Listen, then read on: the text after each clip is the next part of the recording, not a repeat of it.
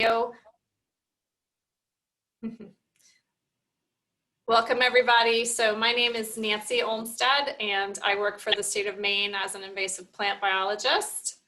And I'll be moderating the first session of our second day today, entitled Manager Perspectives, Successes and Lessons Learned in Managing Invasive Species in a Changing Climate. So welcome everybody. Just some Zoom housekeeping notes as we get started this afternoon. So I'll paste this in the chat in a moment, but attendees are automatically muted.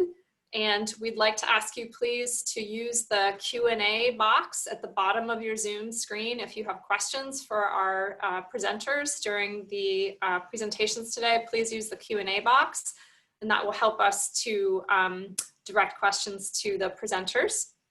So what we're going to be doing in a few minutes is going through some sort of lightning talks.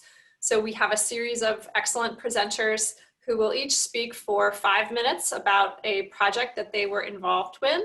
And so that will take us to about 12:55 or 1 p.m., depending on how long I ramble.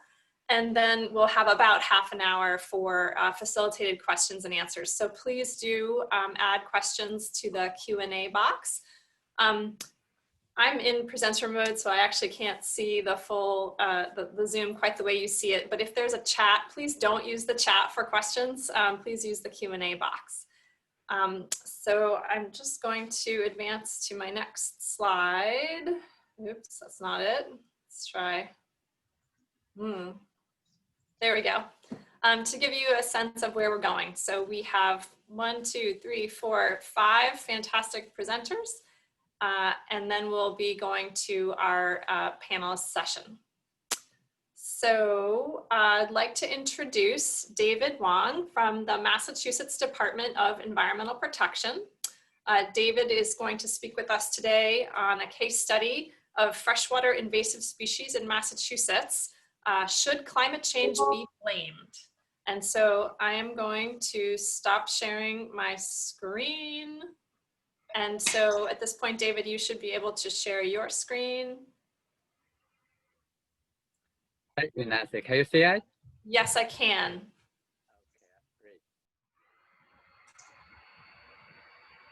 great. Good afternoon, everybody.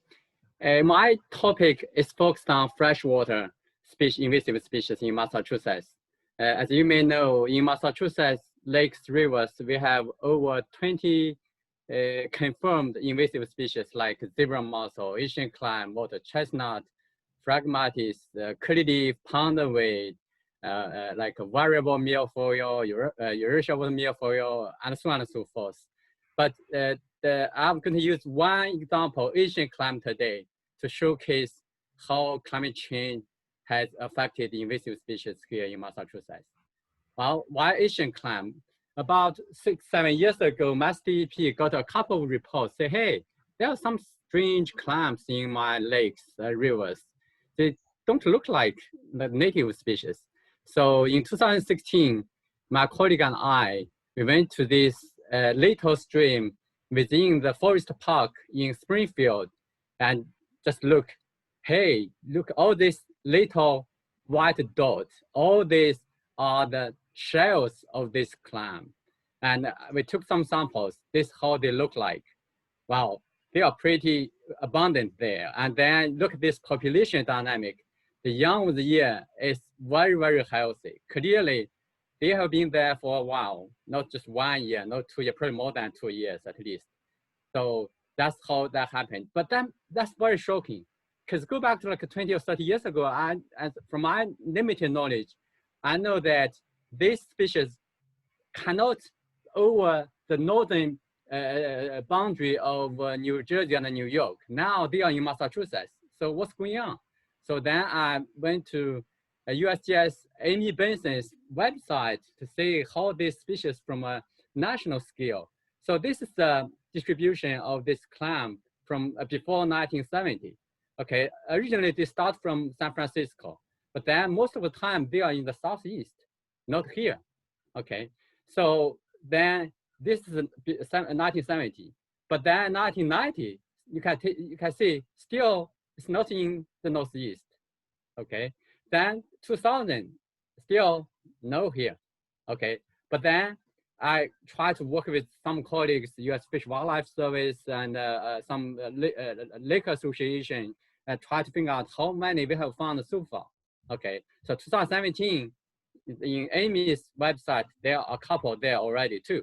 So what we found in 2016 is that there are about 28 sites within 25 water bodies in Massachusetts. So that's a lot. So that's really, really, a shocking news, because this clam suppose it should not be in any New England state. So then what's going on? So in from 2016 to 2017, we monitor 5 streams, rivers, like consecutively for 2 years. So look this temperature here in these 5 rivers. That's the winter temperature average. Okay, so here, the more northwest, the colder. Okay, the more southeast, the warmer. Okay, then you look at these sightings of Asian clams. They are all in the southeast part, at least in the warmer area, right? So, and we know the lower thermal tolerance for this clam is about 2 degrees C. So clearly now, most of the clams, they are in the 2 degrees C or above. So that means that, well, sounds like something changing here. Okay, clams like warmer area, and this area is warmer. But the next question is that, well, why not before? Okay, the first sighting is in Charles River, which is not surprising because many people are using Charles River, right? You can have a chance to bring them here. And also another question, why not, this is 2001, the first sighting. Why not before 2001? So another question is that, is Massachusetts becoming warmer? So then I went to the Blue Hill Observatory data set to look at how the things change. Okay, clearly this is up trending, right? But because of this data set, we found clams from 2001 to 2016. I just want to use the 16 years data before and after clams were found. So I got this data from a part of that, and using the minimal delay temperature in wintertime to figure out from 1985 to 2016 if there's any trend. Based on the Kendall trend analysis, what we found is that the trend is significant, and the p-value is about 0.0002. So clearly, Massachusetts is warming. So that's about the key reasons, I believe. Before 2000, before becoming so warm, they may be brought here, but they cannot survive very well because the 2 degrees C is usually the lower thermal tolerance criteria. And then also the same year in 2016, I got a photo from Mike Lowry from Mainland. Look at this muskrats. They are so happy. Sounds like they are having a clam festival. Well, then I'm thinking, well, probably we should create a new recipe, the new New England clam chowder, using this Asian clam to manage this clam, right? So nonetheless, we have a lot of work to do, monitoring, management, or prevent them to other water bodies. I'll talk with you more about this later. Thank you very much.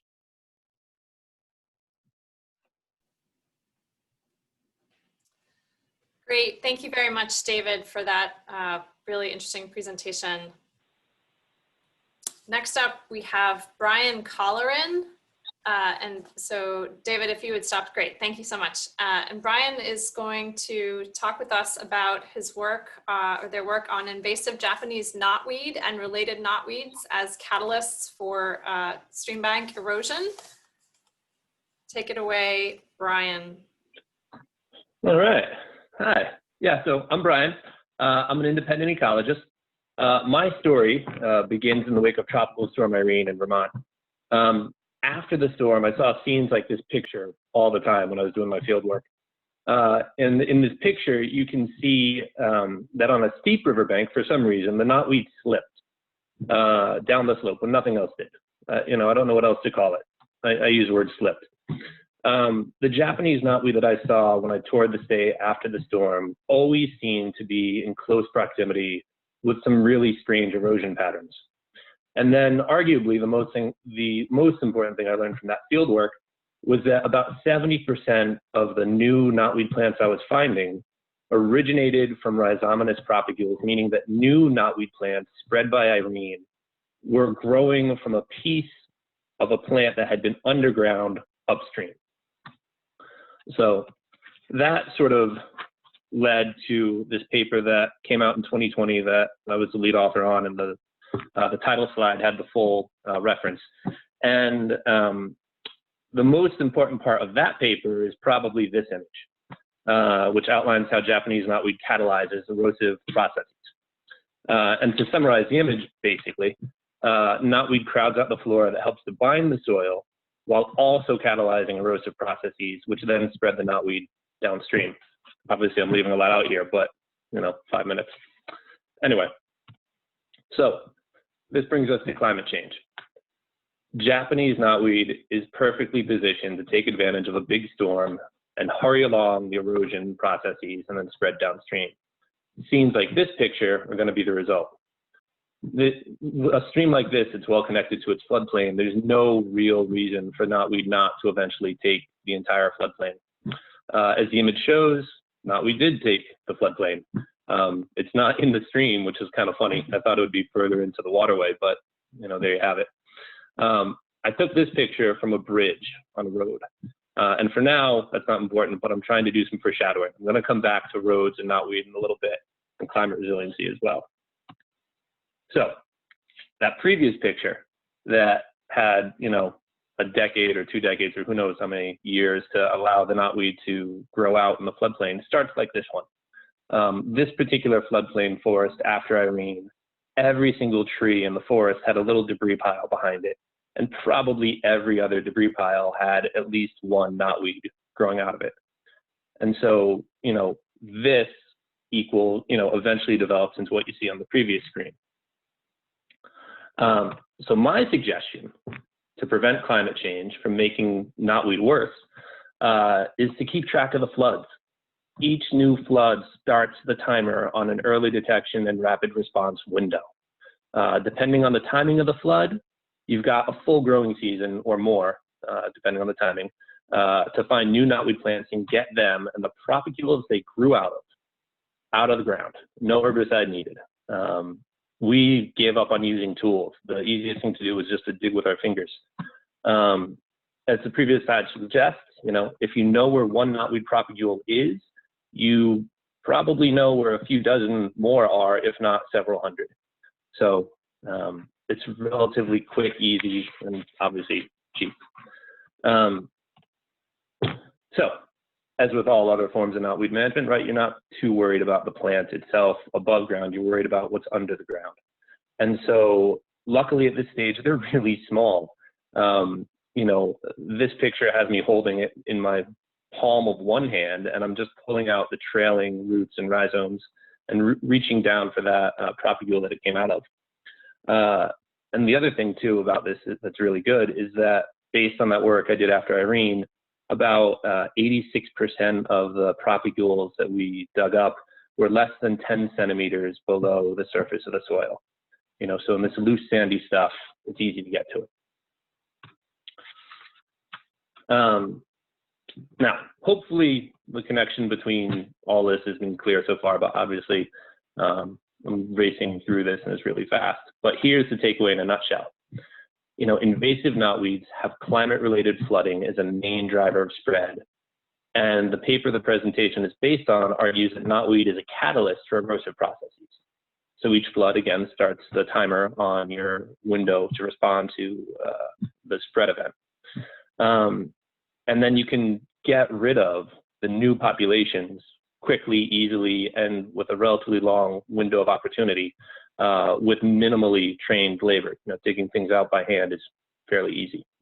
Or to put it another way, eliminating knotweed along waterways makes those banks less susceptible to erosive forces, sudden bank failure, and the wetter consequences of climate change. And then last slide. So this is back to roads. The presentation is based on work that consists of inductive and deductive reasoning and a few pilot studies. Better data is needed to make a stronger argument, but this picture is why I think that argument should be made eventually and why I'm pursuing this. This picture shows this infrastructure surrounded on all sides by knotweed. It's already being undermined. The cost of the knotweed control, however expensive you might imagine it to be, is going to be a lot cheaper than repairing the culvert, repairing the guardrail, or doing any road repairs, especially if the damage takes place unexpectedly during a big storm. So climate resiliency at stream crossings could be improved through knotweed control. Like this, if you took action here, arguably you'd be reducing emergency spending, you'd be reducing non-point source pollution, improving the lifespan of 3 different kinds of infrastructure just in the one picture. You'd allow for better planning of repairs and pre-existing situations. And I just think there's a lot of opportunity to tie ecological restoration into partnerships with infrastructure groups that maybe aren't on the top of everybody's list. So thanks for listening. Hope you liked it. And my contact's at the top of this slide. So thanks. Great. Thanks so much, Brian. Really interesting and obviously very climate change related topic. So next up, we have sort of a team effort. Nina Coleman from the town of Barnstable is going to speak with us about lessons learned from 20 years of Phragmites control at Sandy Neck Beach Park on Cape Cod. And I understand that Karen Lombard from the Nature Conservancy may pipe in and/or may also join in the panel discussion at the end. So thank you both so much for being here today. And it looks like you're already sharing your screen, Nina, and you just probably need to hit the slideshow exactly. So thank you. Thank you. The bar was in the way, so I think I'm back on track here. Thank you for inviting me. My name is Nina Coleman. I'm the Sandy Neck Park Manager, and I'm also the Director of Natural Resources for the town of Barnstable. I'm going to talk today about Sandy Neck Beach, which is a 6.5 mile long barrier beach located on Cape Cod Bay. It is owned and operated by the town of Barnstable, and it's designated as an area of critical environmental concern, partially because of the multiple state and federally listed species associated with the area. The town and myself have been collaborating with Karen Lombard from the Nature Conservancy since the year 2000 on an ambitious Sandy Neck Phragmites control project. And the slides aren't moving. There we go. All right, so located on the interior of the beach is a beautiful undeveloped dune system, which is also home to approximately 300 interdunal swales. An interdunal swale is an isolated freshwater wetland, which is a reflection of the groundwater. And about half of the 300 swales have or had some level of Phragmites invasion. This invasion started in the early 90s after Hurricane Bob and the perfect storm. And there's different types of these swales, as you can imagine, but the most predominant is a mature native cranberry bog, which is pictured at the right top. So Phragmites research began in 2000 with my master's thesis, and then the removal started in earnest in 2002. This slide represents a section of the beach and illustrates restoration efforts. So the way we've been cataloging these is green are swales with Phragmites swales where Phragmites has never been observed. Red is swales where Phragmites was and continues to be observed.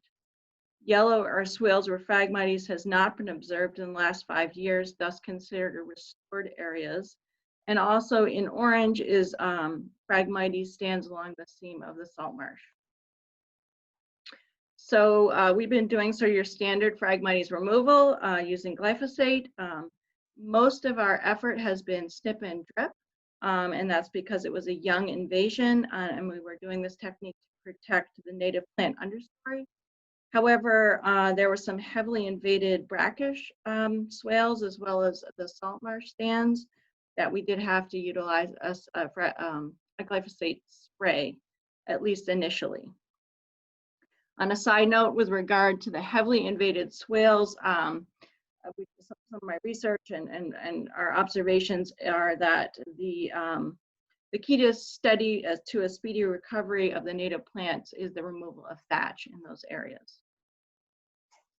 So what did we learn after this long period of time? My colleague Karen Lombard, who is on this panel as well, she quantified our restoration success in a 2009 paper.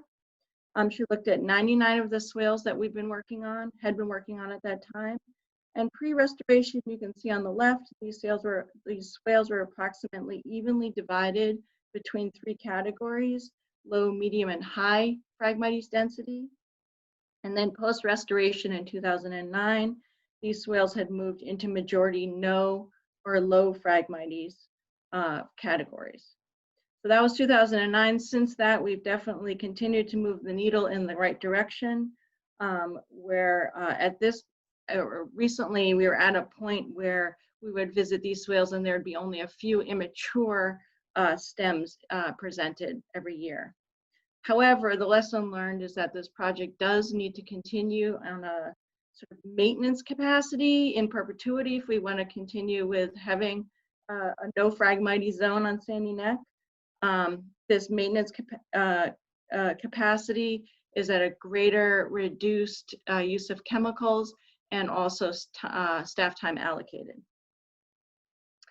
Unfortunately, nothing is stagnant, and very likely due to climate change, we had not one but 2 100-year storms in 2018.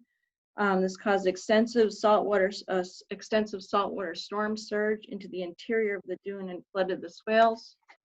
It's a very sad ecological damage, and it brought a new and aggressive Phragmites invasion. We did respond very rapidly to that invasion. We've regained control of the Phragmites, but the ecology has definitely changed, and we're susceptible to future storms. So finally, I didn't want to end on that sad note of climate change. I want to just give a shout out to some of the other invasive plants that we've been working on at Sandy Neck for the last 20 years. We have been removing rusty willow with glyphosate in our freshwater wetlands. We have mechanical removal, which is very doable in sand with a shovel. These plants just pop right out, which is extremely satisfying. And we've been getting after purple loosestrife mechanically. We've also been going after spotted knapweed, which I'm seeing all over our primary dunes on Cape Cod. Really in the last 10 years, it's starting to become very concerning, and we've been getting after that on Sandy Neck.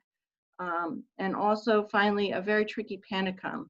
And that invasion, we've been working on that for 10 years, and we believe it's under control. So I look forward to your questions during the panel discussion. Thanks so much, Nina. Super interesting to hear about your unique system there and the long process of your work with that system. So next up, we have Andrew Zepp from the Finger Lakes Land Trust.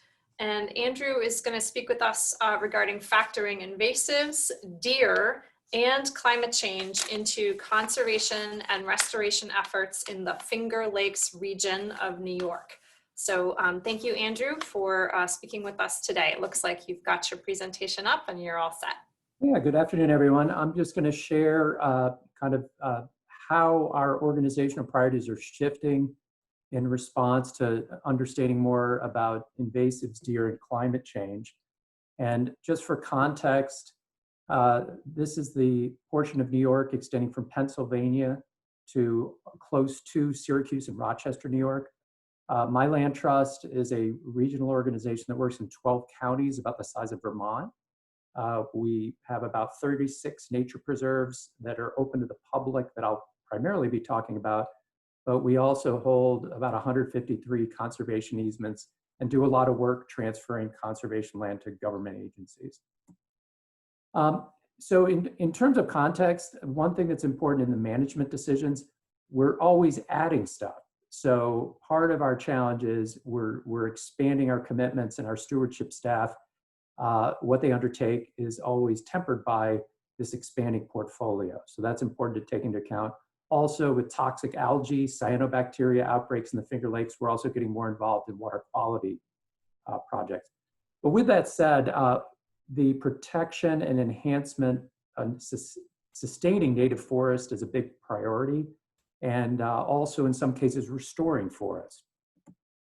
So first, that means we're shifting some of our protection priorities, and this highlights a portion of a Nature Conservancy map of their proposed Blue Ridge to Boreal resilient and connected network. So we are prioritizing linking existing public lands, and on the front end, trying to secure and maintain connectivity through this landscape. Some areas of which are fairly fragmented with either current agricultural operations or historic agriculture. Within these forests, the quality of the forest varies tremendously. We have areas, particularly in the valleys, that are really infested with a variety of common invasives. We also still have hilltop forests that are still almost entirely native. So what we're looking at in terms of, for our stewardship programs, the invasives we're particularly addressing are, on a select basis, hemlock woolly adelgid. We have a treatment program to try to create refuge stands across the region, hoping that we can maintain genetic diversity. So with future maybe control options, there will still be a range of age classes existing on the landscape. And then we're also in partnership with Cornell's program to release biocontrol predators on some of our properties. On the flip side, we are also right now looking at where we have our most pristine native forest, keeping that way, and focusing control, particularly with invasives like barberry and privet. And privet was something we, with colder winters, didn't have as much of, that really seems to be exploding in our area, and particularly seeding in through birds and trying to get it while it's still small and kind of closed canopy forest before that canopy opens up and it becomes more aggressive. In the context of doing that, we're also really understanding how big a problem deer is. We've had a deer management program for years, but this is a site just outside of Ithaca in the Finger Lakes, where I am now, that shows a deer exclosure that really highlights the magnitude of the problem. This exclosure has been up, I think, about 8 or 9 years, and you see tulip poplar, in this case, really robust on one side of the fence and pretty much non-existent on the other. So as we look at controlling invasives, we're finding that in the seedling stage, and again in closed canopy shady forests, we can actually utilize volunteers to have a significant impact. But if we don't address the deer, we're just going to create a barren forest floor. Our program to date, which expands every year based on new holdings, involves free permits. It's very labor intensive because it's safety first. We have a big hiking community here, but that's been growing. But I am not a hunter, and I've learned what a difference it is between issuing a permit and killing a deer. So this is 2019 data, and you see 261 permits, but only 92 deer taken. Some of these properties have been open for years, but we're not having the lethality we need. So this year, imminently, coming up in a month, we will take the first step of having a bait and shoot station on the preserve I just showed you through a municipal program. So we're also looking at the limits on what we can do on a property basis and getting engaged in statewide discussions on deer policy issues that we never had been involved in before. In some areas, we're also restoring forests. So as we do this, we're of course confronting the issue of after planting the tree seedling, how do we make sure it survives? Getting right into the issues of deer management again and invasives. So pretty much it involves protecting these through either tubes or wire or what have you, and a lot of intensive management for at least the first 5 years or more.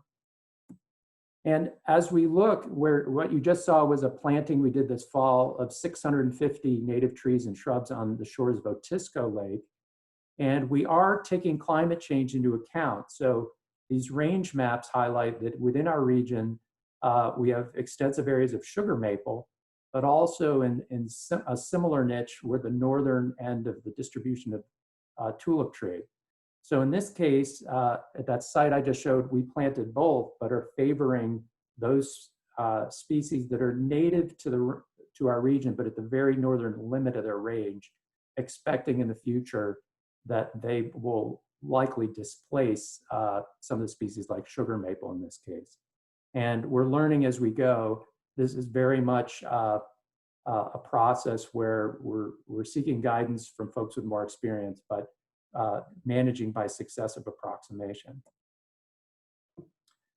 So moving forward, I think what we're learning is that particularly relative to woody invasives like privet and barberry in these closed canopy forests, we're pleased with the effect we can have and passing the cost benefit in terms of control while we get it early.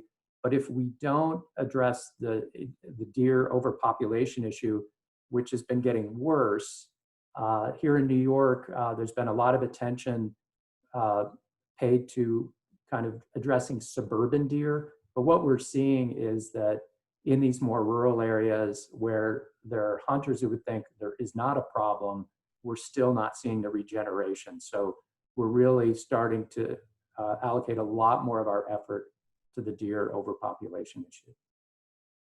So I look forward to your questions later. Terrific. Thanks so much, Andrew. Very complicated systems we all are working in. Our next presenter is Terri Hogan from the National Park Service, who will be speaking with us this afternoon regarding climate change considerations, National Park Service invasive species management. Welcome, Terri, and feel free to share your screen. Right. Looks good. All right. So you see the presentation, not the notes? We see both right now, Terri. Okay. All right. There you go. All right. Thank you so much. So rather than giving a case study, I am going to talk a little bit about what we are doing on the national level related to climate change and invasive species. We do have 5 programs that address these issues: invasive plants, invasive terrestrial animals, invasive aquatic species with a group that's focused on marine invasive species, integrated pest management, and the climate change response program. So we are working with USGS pretty closely on development of a number of tools, including Inhabit, which is a habitat suitability modeling tool and is available online now. Also, they're developing an invasive species management prioritization tool, and in the Northern Great Plains parks, USGS has created an adaptive management modeling tool that helps determine best management practices for with a focus on annual invasive grasses. But we're also beginning to address some issues associated with climate change, like range shifts of invasive species and native species, and invasive species infestations related to extreme storm events. We're also putting some efforts into early detection, rapid response. So most regions and parks have EDRR species. So this is related to climate change, but also just movement of species. And then how citizen science tools to better engage citizens in stewardship of the national parks. And we also work on a range of work groups that are multi-agency, include NGOs and tribal representatives. So an example is the National Invasive Species Council. It's working together with multiple bureaus to respond to invasive species infestations after extreme fire. And then we're including climate change in other aspects of our work, like a turf stewardship project that we're working on. The climate change response program works to provide broad level support, but also works directly with parks. So they've been working on what they call the gnarly issues, those difficult to resolve issues. For example, defining what a native species is, especially in light of climate change. They also are developing a draft workbook to help parks identify potential risks associated with assisted migration. They provide scenario planning to facilitate adaptation to a range of potential climate futures. And they also, they're involved in the resource stewardship strategy planning process. So that's what parks use to help plan for managing both natural and cultural resources. And the climate change response program provides climate change projections and scenario planning support. And then internally, they host a climate clatch where we, the scientists in the national office, discuss new papers on climate change, and it's an effort to keep up with the science. And I wanted to give you one example of a park that's addressing climate change, invasive species, and range shifts. So Joshua Tree National Park has identified refugia for the Joshua tree, the iconic Joshua tree. And they're working in those areas to manage invasive species to prepare them for the potential of movement of the Joshua tree into cooler climates than there exists now. So there are a lot of things we would like to be doing that we do not have the capacity to do. And horizon scanning came up yesterday. So, you know, it's difficult to know what species we should be worried about, which ones pose the greatest potential to cause harm.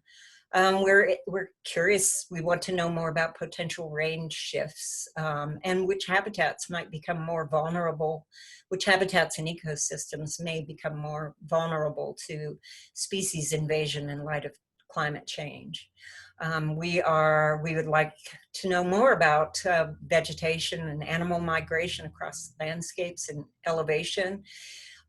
Also, where are our conservation efforts best focused? Where can we make the biggest difference, or where can we actually make a difference in the work that we do? And we are thinking about restoration post-invasive plant management, again, in light of climate change. So which native species would be most appropriate to plant in after invasive plants have been removed? Which ones are most able to adapt to climate scenarios? And it would be very helpful to parks if they had a list of adaptation activities that they could refer to and identify activities that they can take to help them adapt to climate change. So this is a list of the invasive species and IPM coordinators with emails for all of us. And I did try really hard to stay in my 5 minutes, so thank you. Yeah, 5 minutes goes real fast. Thanks so much, Terri, for that presentation about what's going on at the National Park Service. So we have about 20 minutes for our panel discussion, and we have many great questions. So I'm just gonna launch right in, and some of these questions are specific to specific presentations, and others may be more general. So going back to David's presentation, Jerry wondered about Asian clam genetic diversity and whether the clams may be able to evolve cold tolerance. Very good question. That's it can happen. Actually, right now, since we found Asian clam in Massachusetts, I think about 2 or 3 years later, they found a spot in Vermont. And actually in Canada, the Lawrence River, they found even a little bit earlier. But how, I think, nonetheless, they are going to develop some type of tolerance. But from a genetical level, I don't know how long it's going to take, because, you know, each species could be very different. But that's a very good question. Very good research, like a project for a master or PhD student. Yeah, and we have a related question, which is regarding the one of the figures that you showed, which Eric was wondering that the graph looked like it was air temperature. Does the air temperature correspond to the water temperature, and how does the water temperature, or is it water temperature, and how does that impact the clams? Well, there's no doubt. Most of surface waters, they are strongly directly correlated with air temperature. If we talk about like the photo I showed you in my second slide, it's a very shallow tributary, very small river. So that's people claim at the very beginning, 30 or 40 years ago, they cannot come to Massachusetts. Even the northern end is New Jersey. That's it.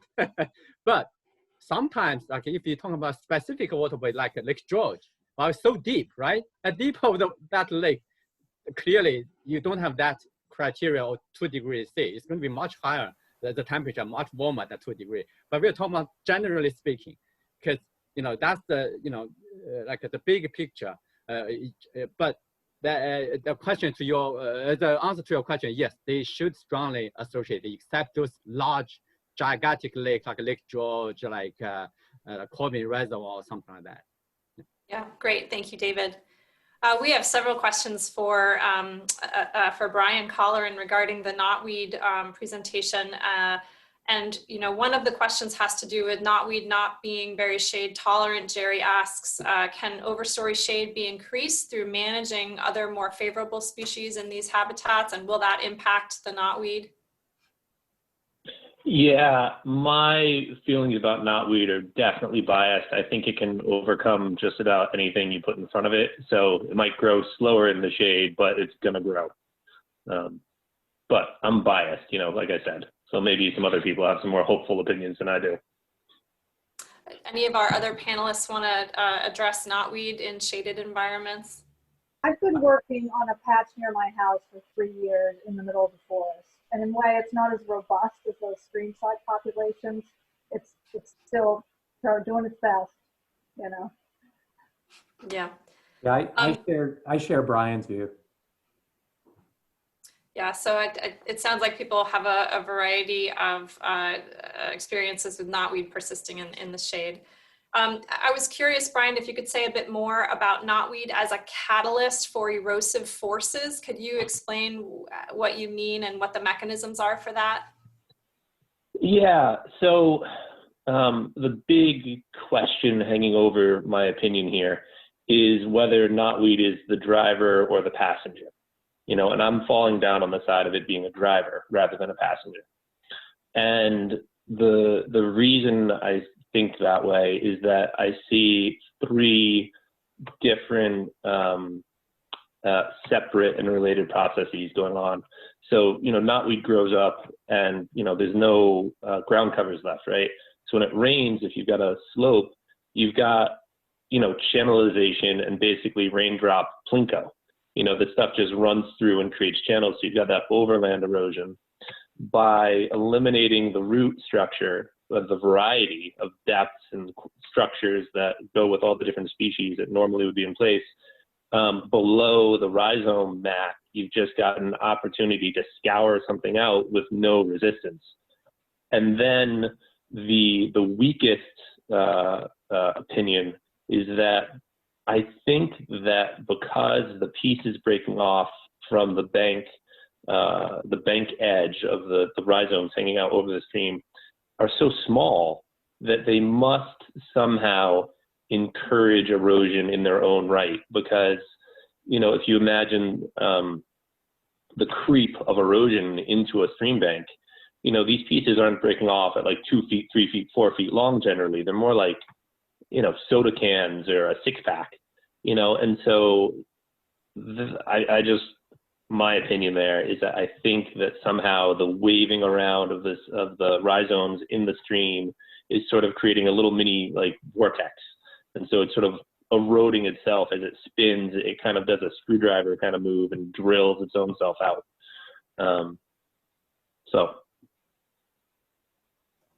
Okay, thanks, Brian. Sounds like some more research questions for another PhD student there, like David said. We need to line those up. We have a couple questions regarding biocontrol, both of Phragmites as well as knotweeds. And so Nina or Karen, do you have any information regarding any work that's being done on biocontrol agents for Phragmites, first of all? I have heard that that's being worked on, but, and I'm not sure if it's getting close or not. On Phragmites, I think, isn't it at Cornell?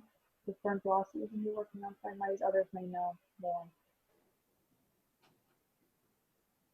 Okay, and how about, oh, David, go ahead. Just for Phragmites, yes, Cornell, like some of the insects, but I think in Europe or some New Zealand or somewhere, they are using some like a cow, so goat for grazing. So there are some publications, peer-reviewed publications there already. And I think that could be a good like option as well. Depend on your situation for Phragmites. Yeah, like just Nina shows, it's so tough. You know, you control 1 acre, then another 2 acres they come back. You know, like so it's very like in terms of cost benefit effect. Biological control sounds like it's more kind of environmental friendly and more cost effective. Yeah, we had a related question regarding the Phragmites work from Jan Soon, who was asking about the ongoing costs of the mechanical and the chemical treatment at the park on Cape Cod. And is it reasonable to think that those treatments can continue as part of normal park operations? I don't know, Nina, if you can comment on that. Yes, I can. So we're fortunate with Sandy Neck being an enterprise account. This may make people gasp, but it is a offered vehicle beach, which generates a lot of money. And that drives the ship for our invasive species work, our educational work, and we also have a dimeback terrapin head starting program. So I do believe that this project can continue on. Karen and I often talk about this because we've been at it so long. We do need to hand it off to the next generation at some point, but I think because we've gotten it to the point where it is so under control, except when we have storm situations, it is a pretty minor cost at this point. In the past, it's been a much heavier lift every year, and Karen can speak to those costs, but we did use AmeriCorps, and we did go after some grant funding over the years. I had a related question for the Phragmites removals. Nita, you mentioned needing to remove the thatch to allow native species to recover. And we've had several questions about, for multiple presenters, when you remove this, are you planting with native species? And can you say a bit about how you're removing the thatch and, whether you're seeing just normal recruitment from native species that are alongside, or whether you're supplementing with any plantings? Yeah, I love this topic. So the thatch was removed in this location. We weren't able to burn. It just wasn't a possibility because of the remoteness of the locations. We used AmeriCorps. We raked it up and we put it in the upland. These wetlands, which are small little low areas, just bloomed the next year. And so I did do this as part of my master's thesis. It's a little more complicated than I want to get into here right now, but I will say that the removal of thatch appears to help create greater fluctuations in temperature, which is what spurs a wetland seed bank. So it's looking for that drawdown from the water. So you get these greater fluctuations, which is initiating the seed bank to regenerate. So the work I did in this in these type of ecosystems made it was either 80 or 90% increase. Removing thatch made it resprout 80 or 90% more than with not removing thatch. So that I'm glad I had that question. That's always the message I'm always trying to get out there, is get that thatch out of there any way you can. Thanks. And I wondered, I'm aware of some work done in the Adirondacks, which looked at sort of the effective patch size for being able to successfully control Phragmites.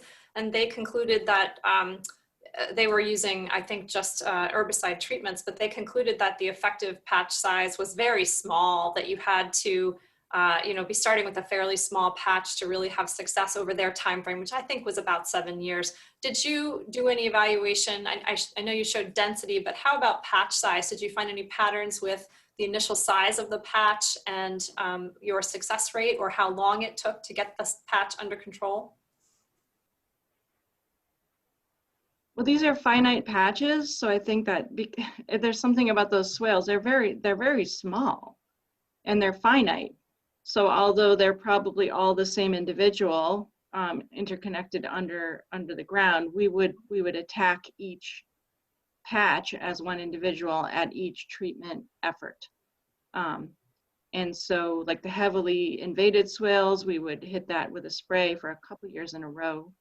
This was many years ago, so Karen might need to jump in, and then get after the thatch, and then in future years, because we had done the whole organism, going back and hitting that odd one that's resprouting was really the piece that appeared to be going to be occur in perpetuity. Is that just follow-up work?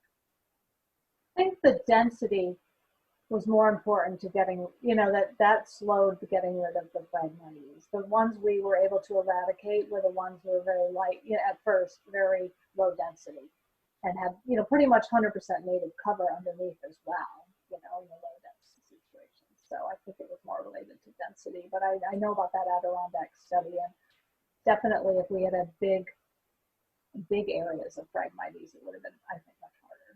But fortunately, even the biggest swale is not even an acre, right?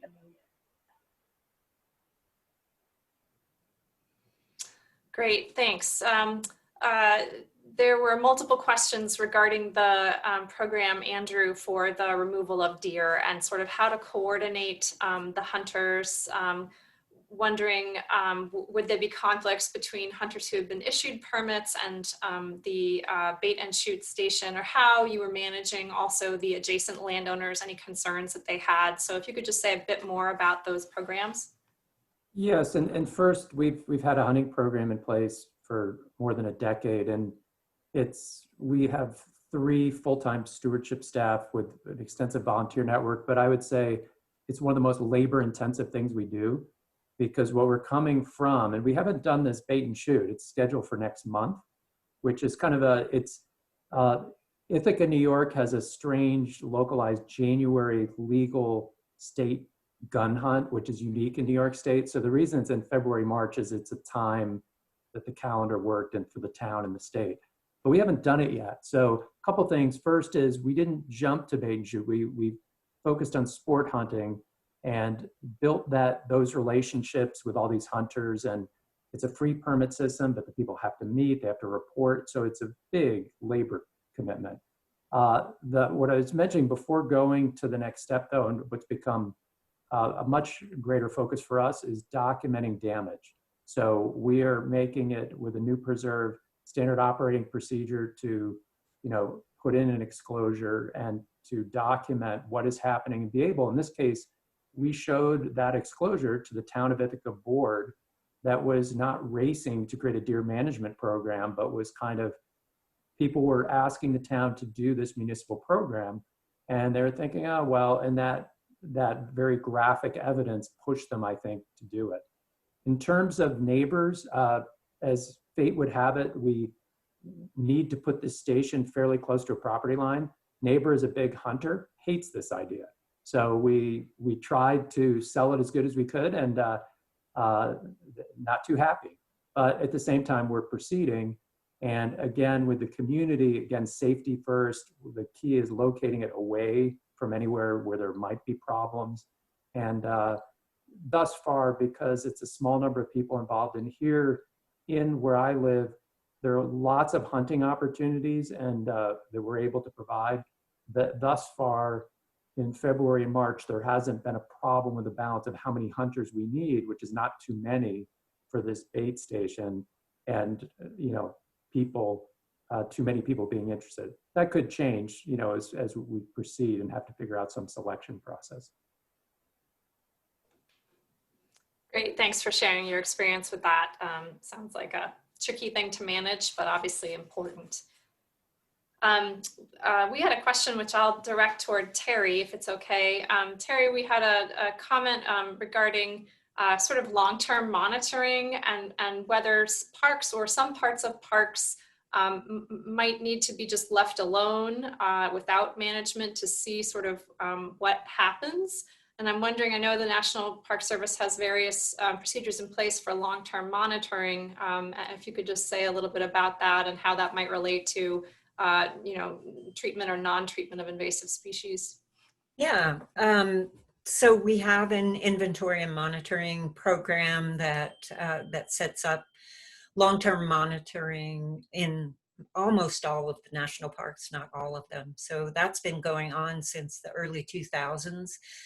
There's a monitoring cycle that covers all of the major habitat types in each of the parks, and they return. So that is ongoing, and they can capture change through that program. The Park Service's mission is to preserve and protect, so it's hard for me to imagine that that invasive species won't be managed. There are resources that have been identified as being unique and important, and our stewardship goals are to do what we can to protect them. But climate change poses some challenges, and we do have to make some choices. We've come to terms with that, but we won't. I don't think you'll see large portions of parks left unmanaged for invasive species. I wondered if any of our other panelists might like to address that question as well regarding non-management in certain areas. Well, in our case, it's a very fragmented landscape. So no matter what we want in terms of invasive control, invariably there's a road, power line corridor where it's beyond our abilities to control anyway. So aside from the concern of maintaining a seed source, unless the public sector was to open up unlimited resources, we're so far away from even making a dent beyond small patches that really is just far from our thinking. Go ahead, Nina. Working for a municipality, I think one of the concerns that I've stumbled upon is herbicide use. And so in the town of Barnstable, it became a big uproar, and our project was shut down for a little bit. And this is concerning for long-term management of some of these tricky plants. We were lucky enough to be at the point in our study where we were down to about 2 gallons a year of herbicide for 4,500 acres. So that, I think, is another shout out to doing these long-term to get them to a maintenance place where the herbicide is something sellable to the community. There were some related questions about methods used to control. So thanks for that, Nina. It's a great point about, trying to both nip things in the bud and also, use a variety of methods. Well, it looks like we're at 1:28. I'd like to just ask the panelists if there are any questions in the Q&A that you're dying to answer that I hadn't brought up. If anybody wants to raise their hand. We are in a good position because we'll be staying right in this Zoom webinar format. And so our panelists, if they have time to stick around, could address some of these questions by typing into the Q&A also. But I just wanted to pause for a sec and see if anybody had anything that they were dying to address or any other sort of last comments.